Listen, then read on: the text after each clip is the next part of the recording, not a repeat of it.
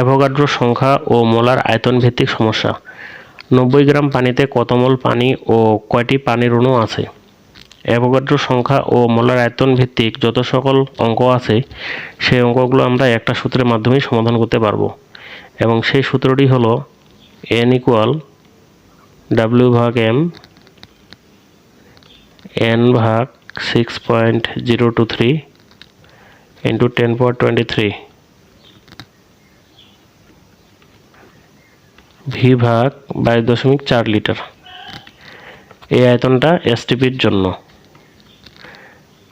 STP বলতে বোঝায় standard temperature and pressure, যেখানে তাপমাত্রা 0 ডিগ্রি সেন্টিগ্রেড এবং চাপ হলো 1 অ্যাটমসফিয়ার।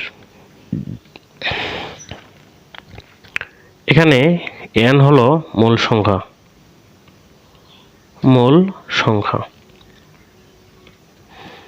m হলো আণবিক ভর,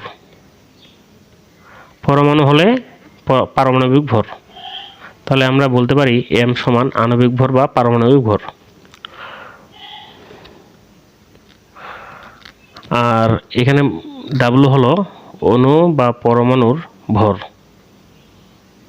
এক কথায় বলতে গেলে পদার্থের ভর। n হলো অণু সংখ্যা,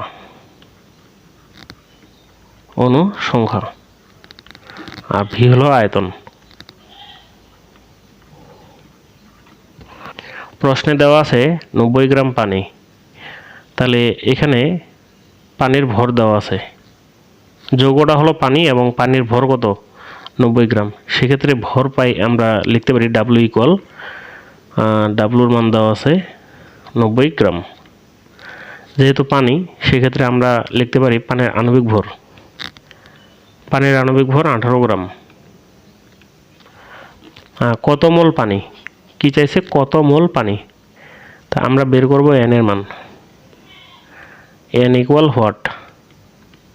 যেহেতু মোল এবং ভরের সঙ্গে সম্পর্কটা, এজন্য আমরা এই অংশটা লিখব। n = W/m। ভর কত দেওয়া আছে? 90, আর আণবিক ভর হলো 18। তাহলে অ্যান্সার হবে 5 মোল।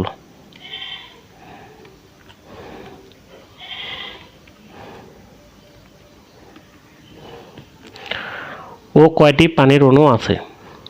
এটা সংখ্যা, ঠিক আছে, পানির অণু। তাইলে অণু সংখ্যা কি? n। তাই এবার আমরা বের করব n এর মান। প্রশ্নে কি দেওয়া আছে? ভর দেওয়া আছে। তাহলে যেহেতু এবার পরবর্তীতে আমাদেরকে কয়টি পানির অণু আছে, সেক্ষেত্রে আমরা এই অংশটুকু নিব, ঠিক আছে, এখান থেকে এই অংশটা নিব। W/m = n ভাগ 6.023 × 10^23। তাহলে W এর মান দেওয়া আছে 90, আর পানির আণবিক ভর 18, 6.023 × 10^23। এখানে ফলাফল আসবে 5। 6.023 × 10^23। কোন সংখ্যা নিচে 1 থাকে, n = কি হবে? এই 5টা এই মানটার সঙ্গে গুণ হবে।